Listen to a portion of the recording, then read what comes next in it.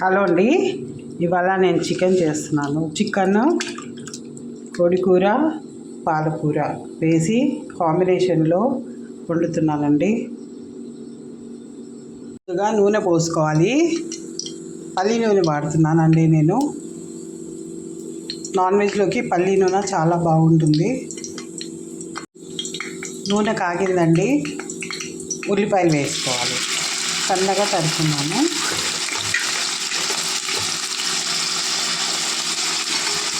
ఉల్లిపాయలు బాగా వేసుకోవాలండి, బ్రౌన్ కలర్ రావాలి.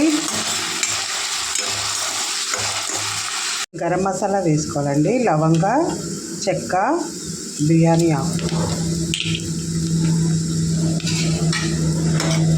ఉల్లిపాయ చాలా వేగిందండి, ఎర్రగా వచ్చేసింది. కొంచెం కొత్తిమీర, పచ్చిమిర్చి వేసాను నేను. ఇప్పుడు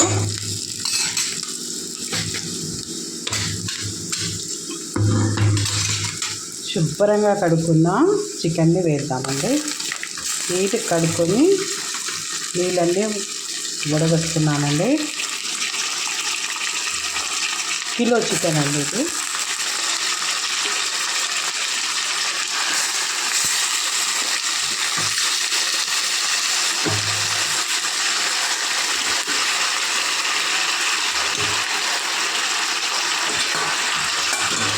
మంచిగా కలుపుకోవాలండి.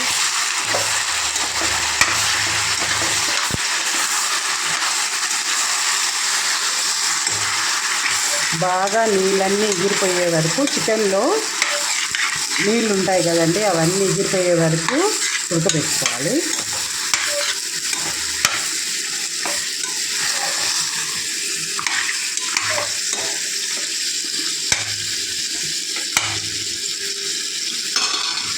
బాగా ఉడకనివ్వాలండి. మూత పెట్టుకొని ఉడకబెట్టుకుందాం. ఉప్పు వేసుకుందామండి.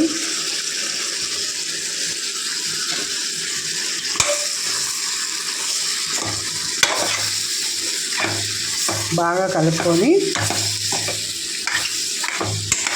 నీళ్ళన్నీ ఎగిరిపోయే వరకు ఉడకబెట్టుకోవాలి.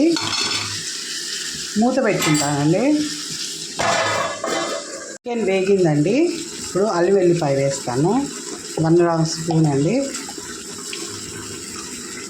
ఫ్రెష్గా నూరుకున్నానండి.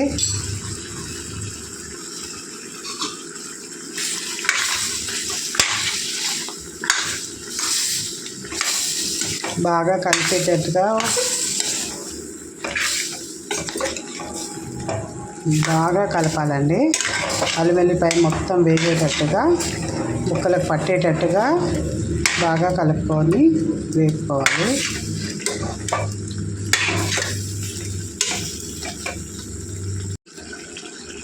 పసుపు,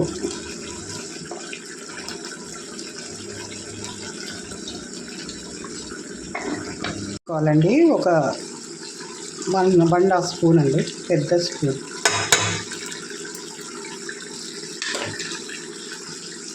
కలుపుకుందామండి.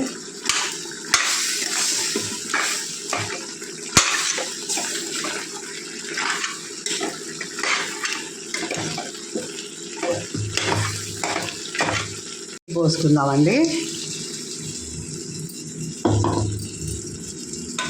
ఇంకా బాగా ఉడకబెట్టాలండి, బాగా ఉడకనివ్వాలి.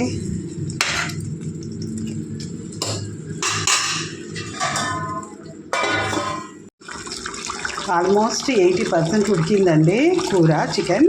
ఇప్పుడు పాలకూర చక్కగా నీట్గా కడుక్కొని కట్ చేసుకున్న పాలకూర పెడదాం.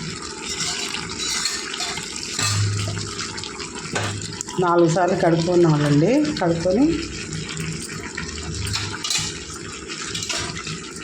కట్ చేసి పెట్టుకున్నాను.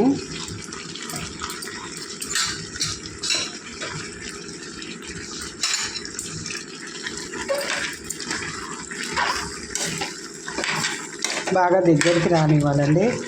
మొత్తం చికెన్తో పాలకూర ఉడికి చాలా టేస్ట్గా ఉంటుందండి.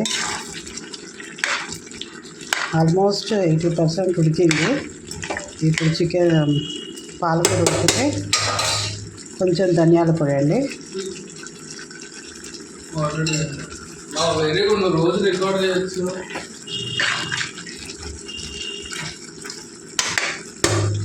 కొంచెం కొంచెం ఏం పర్లేదు అందులో ఎట్లా యూజ్ చేసి మూత పెట్టుకోవాలండి.